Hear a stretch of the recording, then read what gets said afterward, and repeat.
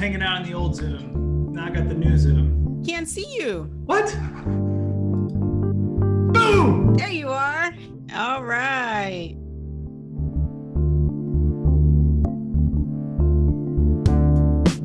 Welcome to Real Talk with LaShondra. This is a series about entrepreneurship, leadership, and success I have learned throughout my journey in the construction industry.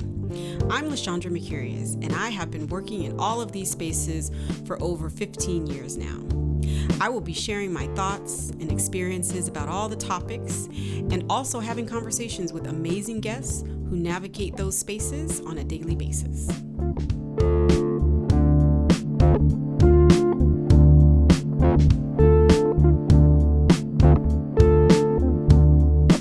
Hello, everybody. I'd like to welcome a very special guest by the name of Joe Mechlinski. He's an entrepreneur, speaker, author, and community advocate. Joe founded a company called Shift, which is a collective of businesses involving consulting, executive membership, as well as venture capitalism.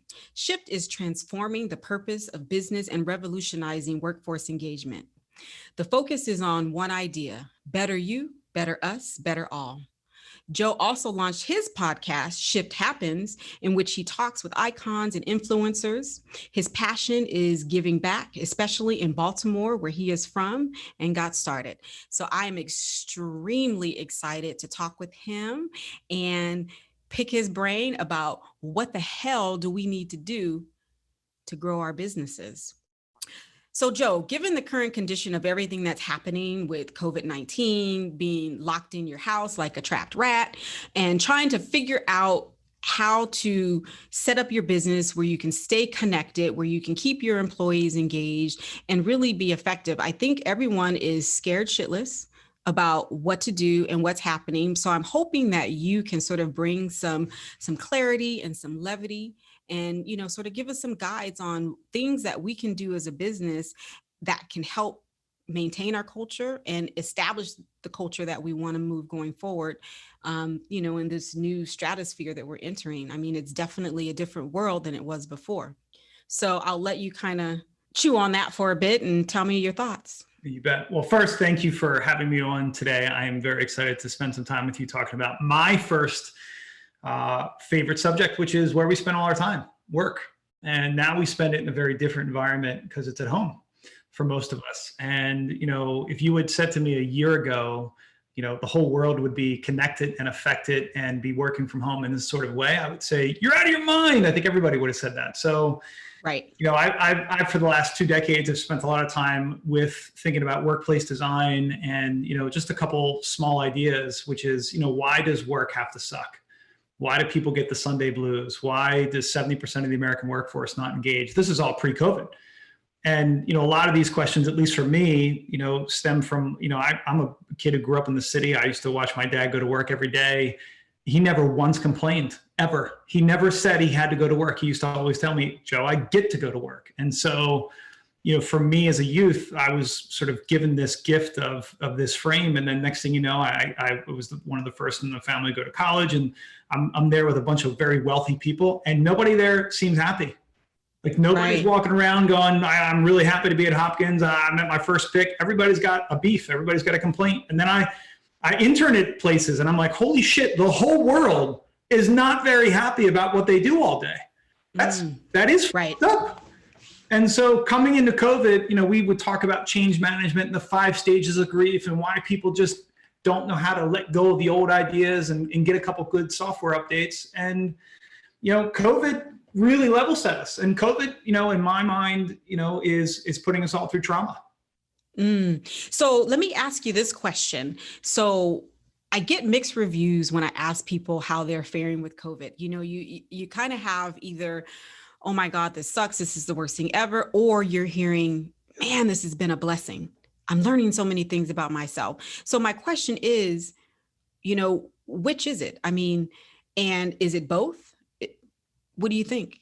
Well, I think, part of the understanding what PTSD is, I mean, it's a thing we most closely connect to people coming back from war or heavy duty combat situations. And we forget that trauma is simply a missed expectation. And we all have a few missed expectations. January 1st of 2020, we all had a very different vision for how this was going to go. And so to your point, there's the health crisis, there's the economic crisis, there's the social justice and racial inequality crisis, there's climate change, there's the political instability, and then I can keep going on and on and on. This is real life.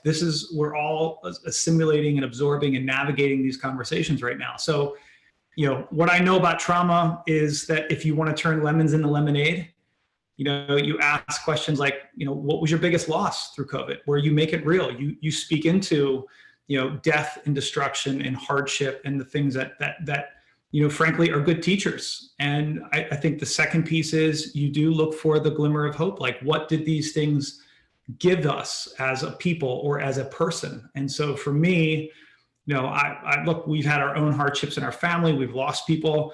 Economically, I can see this hurting so many different people that I care about a lot. And I'd be lying if I said this wasn't one of my favorite years that I've ever had in my entire life, because I am now watching my kids grow up in a way I never would have seen before. And we're fortunate. We have means. We're doing the virtual school, and my wife and I are in an amazing place. And I mean, we used to laugh, but this time last year, we came out of a couples retreat and we were joking that we wanted to spend every day together. And we've been kind of like loosely, again, sort of joking that potentially we might have caused COVID. So now we know where it really happened. I know, but I think this is everyone's opportunity to grab the most significant hardship of your life and just think about the way you've reframed it as a gift, that it didn't happen to you, it happened for you. And so this is the way I would think about it. Well, I love that, Joe. I mean, I think I want to touch on what you talked about, sort of, and I'm paraphrasing, but pretty much turning your trauma into power. And I think in order to understand that concept, you really have to have a mindset. But how do you navigate those individuals that are not there yet, that don't have that mindset? I mean, I think what you and your wife are doing is wonderful, and the outlook that you have about everything that's going on is beautiful. But that may be the exception potentially and not the rule. So my question to you is, if you're not in that place that you and your wife are in, how do you get to that place? What's the bridge? Because there's so many people that don't have means, that don't have the, ability to homeschool their kids, that still need to go to work, that still, need to figure out how to make ends meet. How do you reach those individuals? And what advice would you give to employers to help bridge those gaps? Because everybody's involved. The one thing that you said that was really important, and I'm paraphrasing again, it's the collective. We're all experiencing, a similar trauma together. So it's going to take everybody to do their part in order for us to get through it. So I know that was a lot, and I can be a chatty Cathy, but you're smart. So you should remember every question, all 10 of them that I just asked you. No, I love a multifaceted, multidimensional question. I mean, look, for anyone who's listening to this, I do have a bit of credibility in the sense that, look, I grew up in a very different environment. I grew up in inner city Baltimore. I know exactly what a hard life looks like. I know what a refrigerator empty looks like most of my childhood. So I am highly attuned to that trauma for me. And I would just say, look, I think a lot of us are trying to help people right now. And I think sometimes it's better to guide. This is what I'm learning from my therapist. And so part of that exercise, as you think about being an employer right now, is, look, the first thing that I think every employer can do is model the way, which is how are they taking care of their own fundamental well-being, spiritually, emotionally, physically, mentally. This COVID thing has sort of taught us, I think, look, I'm in your house right now and you're in my house. I mean, we wouldn't normally do this. We'd go to a third place to meet. Right. When you do a Zoom meeting now with a bunch of friends, we're all equal in the squares that Zoom gives us. I'm in Lulu shorts right now. I haven't wore actual socks or shoes in 6 months. I wonder, because as I'm looking at you on this Zoom screen, I thought to myself, just real quickly, does he have pants on? I don't know. I haven't worn pants with buttons for 6 months. I mean, my point in saying all this is that what we used to think of as a professional, I think is dead. It's gone. Like, we don't have to wear these masks anymore. And so I think employers can start to ask people to stop apologizing for their kids screaming, the Amazon guy, your dog's barking, the fact you have to use the restroom, the fact that, you can't be on every call because you're homeschooling the kids. Like, I think this is the part where we stop apologizing for being human. I think this is the time that we double down on humanity and we have each other's backs and just say, look, wherever you are, we're all a different place. We all have our own stories of struggle. And I think part of this is we've got to be careful too of rushing in to feel like, one, somebody wants your help. And I think, two, it's like, I think about being a vampire. It's like, you can't go in unless you were invited. So don't give unsolicited advice, don't dim your light either. I think, everybody's got to find their own way and find their own path. And part of that is, I think, through example, right? Gandhi said it, be the change you want to see in the world. And I think as we help organizations, particularly during work, environment, or, in kind of work environments, this is where it starts. We say, the fish sort of rots from the head down. So it does start at the top. How are you being? How are you feeling? What do you care about? Those are the things that I would sort of, kind of guide a company through. Well, amen. Preach, my brother. I love it. So this is great because this sort of leads me into sort of the meat of what I really want to talk about with you, because you talked about, essentially company culture. Like, how do we now develop a culture that is sensitive and embracing, your 3-year-old kid jumping through the Zoom meeting as you're watching, or, the FedEx guy, like you said, coming to the door, ringing the doorbell in the middle of an important meeting. How do you create culture? And first of all, talk about what company culture really is and how important is it, especially in this condition of society right now? So I think company culture is a collective of promises made and promises kept. Explain that a little bit further. That sounds interesting. If you think about, like, everybody thinks of culture as separate from themselves. It's almost like saying, health, right? No one says, health is outside of me. Culture is inside of all of us. It's a series of decisions that are made inside of an organization. And those decisions, again, are promises made and then actions taken. So promises kept. And so that becomes a brand. That becomes your essence. It becomes who you are. It's your character. And so we all have this. And what we're doing in workplaces is a collective improvisation exercise of all of us sort of figuring it out as we go. I mean, I say this all the time. It's like, you're a parent. I mean, is there not a moment that we're not all just making this up? I mean, there's no parenting guidebook that really any of us are looking at and following. Like, moment by moment, you're just doing the best you can. Right. If you take that into the workplace and you give that same grace and you give that same allowance and you allow people to be like an actual human being, not whatever, happened to the last generations in the workforce, and not how, I had to walk to school with no shoes, and, you should just be happy to get a raise. Like, all of that bullshit, we could stop literally tomorrow. It's just a different decision. And most of it is, to kind of land the plane here, it's about hierarchy. It's about power. And so every organization is shaped like a pyramid.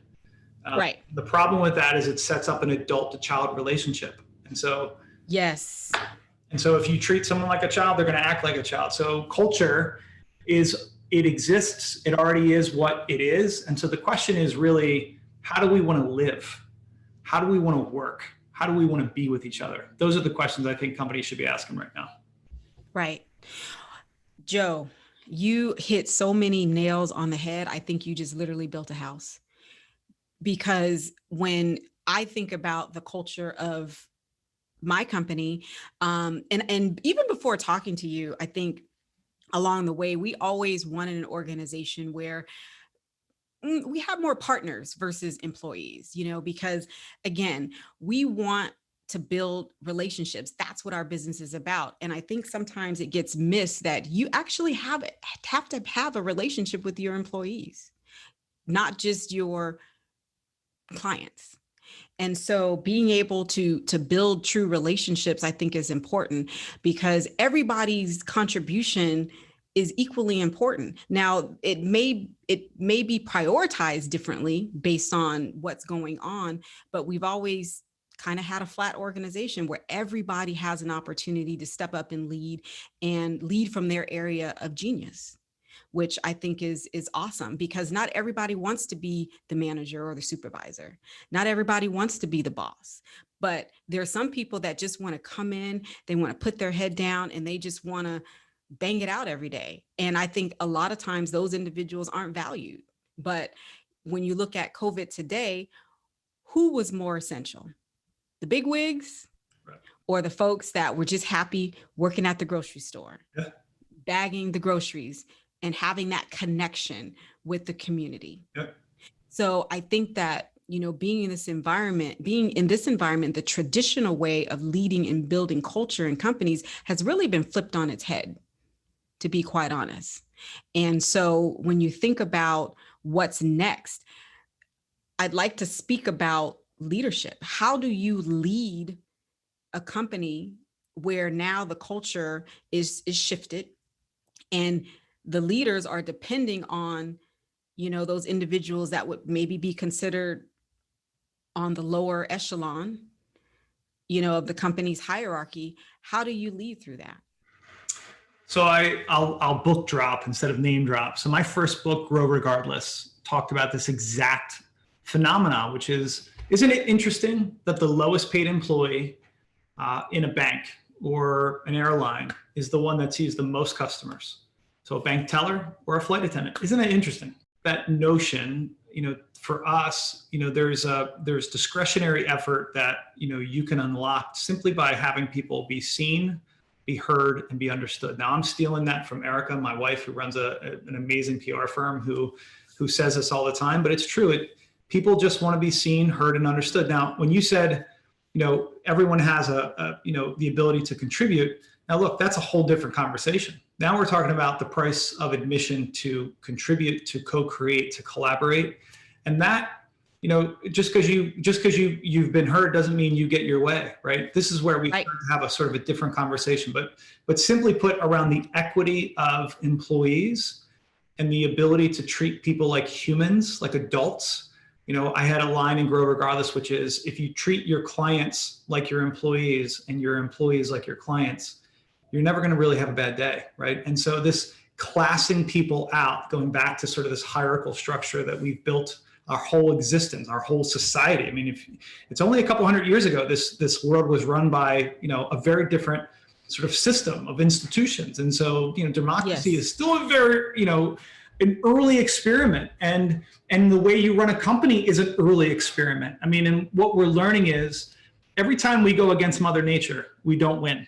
And so I think that's right. Going up against Mother Nature in terms of the way we treat people. I mean, one tree doesn't look at another tree and go, you didn't do so well in your last performance review, and I'm gonna take away your branches. Like a tree doesn't have to justify its existence. And I love that. And yet we do this with employees all the fucking time. We make them show up during their performance review and we go, well, tell me what you've done for the company this week. And it's like, yeah, of course there needs to be accountability, but if you do the real studying of what human behavior, how it unfolds, how it happens, frankly, even the neuroscience of this stuff, human beings will never be harder on themselves. That's right. As opposed to someone being hard on them. And so if you just understand that, basically, your company has an atmosphere based on the way that you are projecting your own stuff, the good and the bad and the ugly, and the way in which you want to co-create and collaborate with these people who you spend, by the way, the majority of your time with. That's right. So life is short. This is all going to be over soon. No one's going to say, man, I really wish I would have worked more at the end of this whole journey. What they're going to say is, of the people you work with, of your chosen family, which is essentially your work family. And again, I'm not saying you got to be like all chummy and you got to do cookouts and look, this again, go back to the vampire analogy. It's like, you can't do what you're not being invited in to do. But I do think if you want to unlock human potential, I mean, I'm talking like on the biggest scale possible, get people to look forward to what they do on Monday. Because Monday through Friday, I mean, last time I checked, it's kind of the way we roll every week. Exactly. I mean, very well said. And I pretty much agree with everything you said, but I want to expand on it a little bit, because you talked about allowing employees to be heard and all that stuff. And we've talked about, allowing them to be in their zone of genius. And I think a lot of companies are guilty, especially younger companies that are trying to scale. And I've been guilty of it too. Have you ever heard of the Peter principle? Yes, ma'am. You continue to push people to their point of incompetency. And I think that, I know I used to do it. I was like, oh, you can do that? Well, can you do this? Oh, you can do that? Well, can you do this? And next thing you know, they quit. And then I have a terrible Glassdoor review. But again, it's really just understanding and accepting somebody for who they are. And that's the one thing that we're very good at here is we say, come as you are, check your ego at the door and be you. If you're neurotic, like some of the people that are sitting here in this room with me, that's helping with this podcast, if you are a chatty Cathy, whatever it is that you are, be that, but just channel it into activities that are going to be beneficial for the company. But be you, be yourself, don't change. And the one thing that we require here of everyone is empathy. You have to be able to put yourself in another's shoes. And as leaders, that's something that you should be doing all day long. I mean, you literally should never be wearing your own shoes unless they're a pair of, really? Stilettos, red bottoms. That's right. But anyway, talk to me about empathetic management. What does that mean to you? Well, I mean, you said it better than I could, which is it's about putting yourself in someone else's shoes. It's about really unpersonalizing the moment and really sort of seeing the bigger picture from a different vantage point. It's feeling into what someone else is going through and realizing that, again, it's a line that works for me, which is I just imagine that everyone up to this point, I mean, including our politicians and even our president, they're all doing the best they can. I didn't say it's good enough. I didn't say I like it. I didn't say I'm accepting of it. But I really mean, I do believe this, that people are just doing the best they can with all of the trauma they haven't worked out, all the trauma they have worked out. I mean, we are just a beautiful hot mess on most days. And a beautiful hot mess. And I think I love that. And part of it, LaShondra, is, I think when it comes to empathy, you can't give something that you don't have. And if you don't have it for yourself, if you don't have that grace and that forgiveness for yourself, I think it's hard.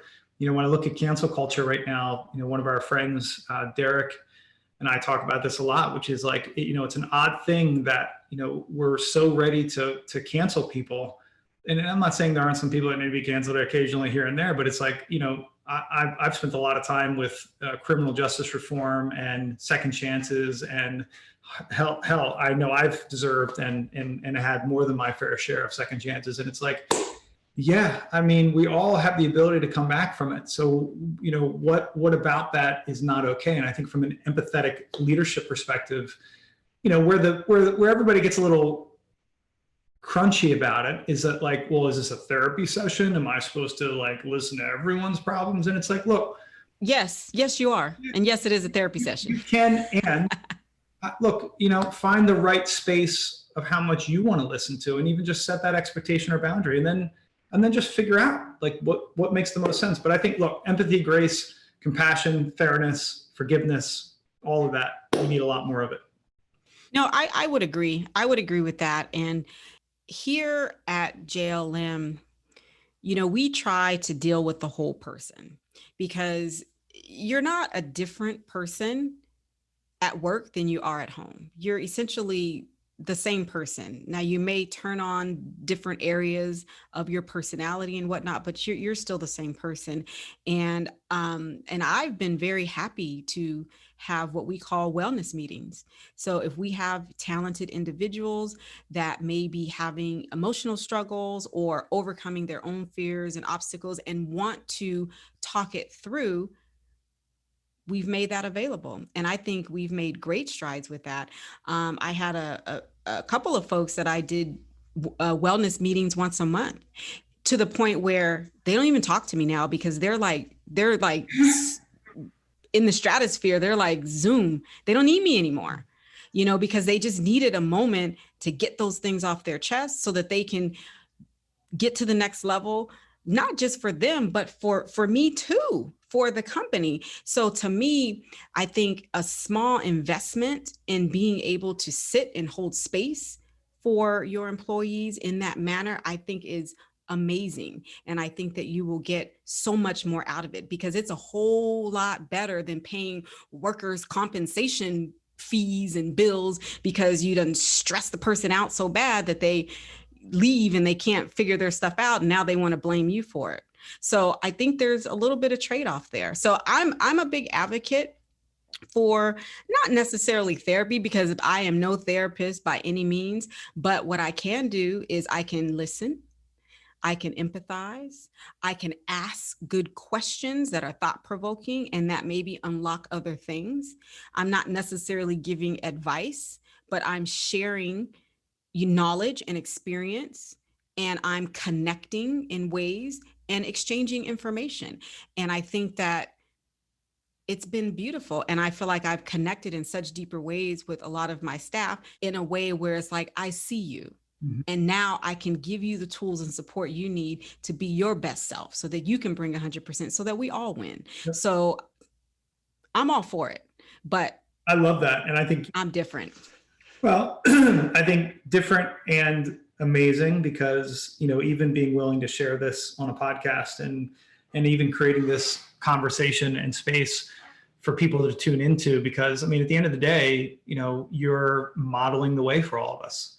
And by even, again, speaking into it after the fact, which is tough because most people are humble little warriors and we don't like to talk about the things that we do well. Right. Because we don't want to be those people, right, that are up on stage bragging about themselves. And at the same time, I will take from this conversation at least this as something I ought to do with our team. And so I appreciate you sharing that. Well, that's awesome. So when you implement it, I'm gonna need you to send me a bill, though. Of course. Consulting bill. Of course. Because that's the $1 million strategy. I'm just kidding, but no. No, this is great. And I think that, as we move forward and we start to look at our business operations and our strategic goals, I think a big part of being able to get buy-in for all of that is, sharing vulnerabilities and understanding what are some of the obstacles, because we're human beings, we have to take into consideration the human condition as we're leading and growing these companies. As much as we like our companies to run like a fine old machine, we're dealing with people that can be unpredictable to us, but they're not unpredictable in the scale of, the human condition. So the more that you allow that into your space, the more you can, make predictions of what could happen. And then you roll things out a lot smoother, in my opinion. I don't know what you think about that, but I feel that it really all goes hand in hand. Yeah. I think part of what I love about conversations like this is, we get a chance to almost hear each other's inner thoughts, right? Yeah. To really share, whether it's the amazingness or the zaniness of kind of the way you can bounce back and forth from these things. And I would just say, I think part of what we're trying to figure out, they're just like emerging values coming out of COVID. It's like right after the Great Depression, FDR came out with the New Deal. These are just different things that we cared about. People who get a terminal illness, emergent values, all of a sudden they think about things differently. And I think that's this moment in time right now, is that we're all getting a chance to come up with, well, what do we want to do? And how do we want to live? And what are the things that we care about? And I think, I'm working on another project right now that, is basically in the frame of, and I've never talked about this publicly, by the way. So you're getting oh, I feel extremely special. Hot off the press. Oh yeah. I love it. Give it to me. But I'm thinking about a project that really looks at power and authority and kind of the way in which, we, as young people, we grow up and we look up to people, we idolize, we get fixated on things that we think will solve our problems. And I think as we mature and we grow older and we learn things, we learn that we had it all inside of us the whole time. It's the Wizard of Oz. Yes. Oh man, you are speaking my language today, Joe. I'm loving this. And I was listening to, I'm listening however you want to call that, a book called Letting Go. Hmm. And it's so funny that you say that, because it talked about a story about a guy who loses his job and all the different emotions and feelings that come up about it. And then the question is, why are you upset about losing your job? Well, because this is what I know. I was able to earn money. I was accepted and all of this stuff. Well, why do you need to be accepted? Well, I want to be accepted, because I want to be loved and I want to be part of a community. Well, why do you need to be part of a community? So it's really just the question of why. Why do we buy that fancy car? Yep. Do we buy it for the car? Or are we trying to get a feeling Yep. out of having the car? Like, are we trying to get attention? Are we trying to get acceptance? And what we'll realize is that we don't give a shit about the car.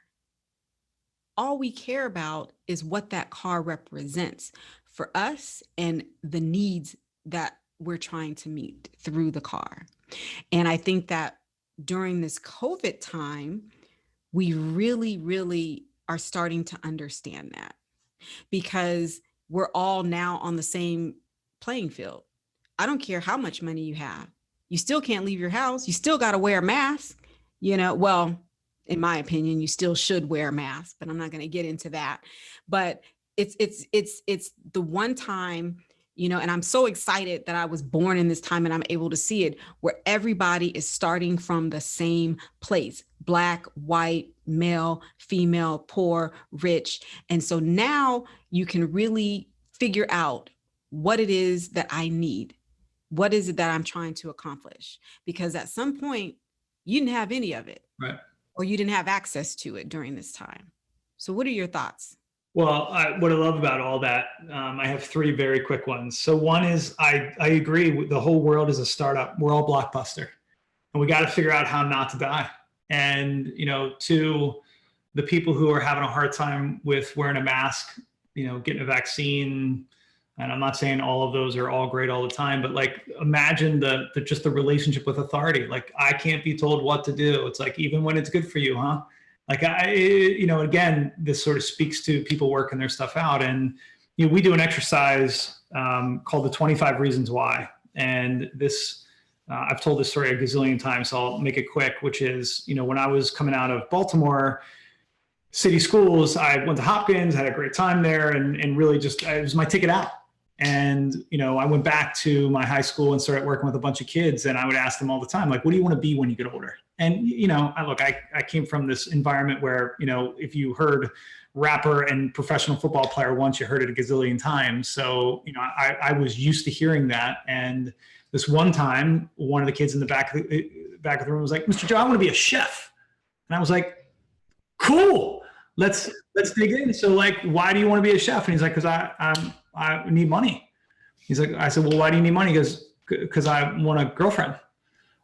And Right. I'm just telling you his answers, by the way. These are not Joe endorsed answers. This is his voice. This is his testimony. And we just kept asking this question, like, why? Why is this important? Why is this important? Why is this important? He got down to like 11. He's like, I like to make things for people. I want to serve others. I want to bring my family together. All of a sudden you're starting to feel it. Like these are things, to your point, that are not external to him. They're internal. And right. He finally landed after about an hour of doing this in front of all of his friends. Wow. And you know what? I know why I'm doing this. I'm doing this because I want to make my grandmother proud and take care of her, because she raised me and my brothers and sisters. And that's why I'm doing this. And all of a sudden you're like, there's not a person in that room that did not feel the palpable difference in that young. Right. And, right. As I tell the story, I mean, that young man he cooks and he's doing his thing and he's living life. And we all have those moments where, to your point, like, are you hearing the answers from someone else? Are you living your life by someone else's terms? Or are you quiet enough that you can hear those whispers and those tingles to make your own choice? Yeah. And I think that's the way you find your purpose, is understanding the whys behind everything you do. For sure. And I think that we have to get in the habit of asking ourselves those questions. Why? And from the mouth of babes, my 7-year-old, he whys me to death And it's such a natural thing for him. I swear this kid is like the new age human being, because, I can say something as simple as, okay, it's time for you to go take a bath. Why? Well, because you need to clean your body. Why? Well, because you don't want to get sick. Well, why? Because you don't want people to have to sit and take care of you. But why? I mean, literally, and just by him asking, I'm thinking to myself, yeah, why? And it's really helping me, actually connect with him more, because now he's challenging me to really understand why it is that I want him to take a bath. And what it comes down to it is because I love him and I want to keep him safe. Yeah. And I want to keep him clean and free of sickness and disease, because I feel like he deserves to be at his best as he plays Minecraft and Roblox ad nauseum. I want him to be his best. I want him to be able to talk his best shit on these games. That's right. As he's blowing up other people's buildings. Yeah, 100%. And so when I'm bathing him or trying to get him to bathe himself, I'm doing it from such a place of love, because all of his 50,759 million whys have led me to a place of pure love, unconditional love for my son. Now, I know that that is a way out example, but it is true. And so every time I have him take a bath, I think about my purpose and my purpose for him. Mm-hmm. So with that said, any final thoughts, any final remarks, anything you want to share with my audience? So are we not going for another couple hours? I thought we had this going for at least is it not been that good that we got to end it so soon? No, I appreciate. Joe, I could literally talk to you all day long and twice on Sunday. I'll see. You are the man, and I'm so happy that you're here. Well, look, I think the only 10-second I would add is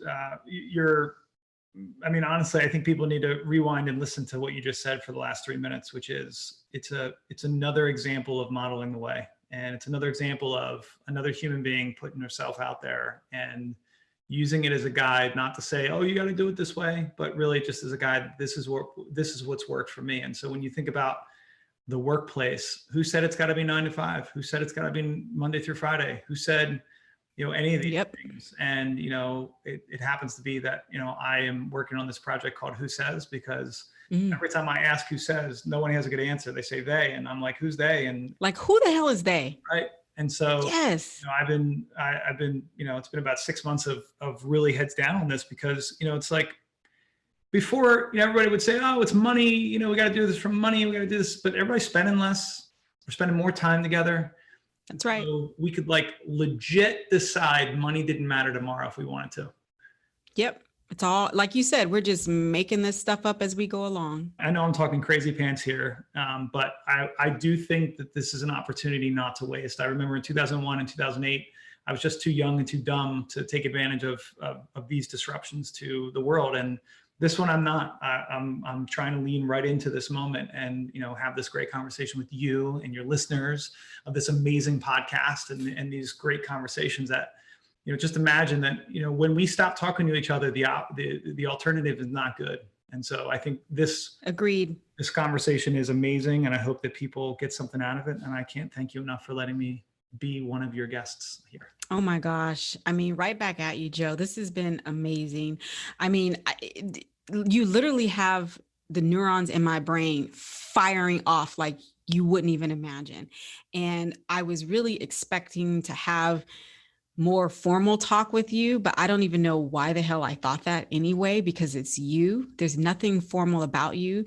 You are totally outside of the box, totally just organic. And that's what I love about you. That's what I always love about you every time we have a chance to get together. And it's been too long. I've missed you. And I was so excited, that this time has come, and I'm actually going to be on your podcast coming up soon. So I can't wait to get down and dirty with you. Again, I don't know where my mind is right now. I don't know. So just forgive me. We have such great conversations. You're like my brother, man. Yeah. Like I feel like I can say anything to Good. you. So, but you get where I'm coming from, right? I do. All right, perfect. Well, I also wanted to sort of let everyone know out there that JLM and Shift actually are working together. We do business with one another. And if you guys are looking for a team that can really help you strategize, manage, put the right culture together based on who you are and what you're about, these guys are awesome. I cannot sing their praises enough. So if anyone is interested in, learning more about them, please, by all means, contact me, contact Joe. We'll figure out a way to get that information to you. But let me tell you, this gentleman right here, he's got some golden nuggets. And so thank you so much. And with that said, Joe, go out there, keep changing the world, and I'll see you soon. Thank you.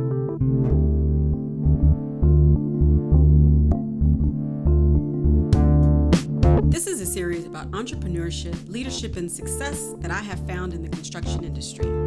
If you want to hear more and you want to be a part of our community, follow us on LinkedIn and subscribe to our newsletter on our LinkedIn profile. If you want to share your thoughts after listening to this episode, feel free to drop a line in our LinkedIn podcast post. Thanks for listening, and we will connect next month.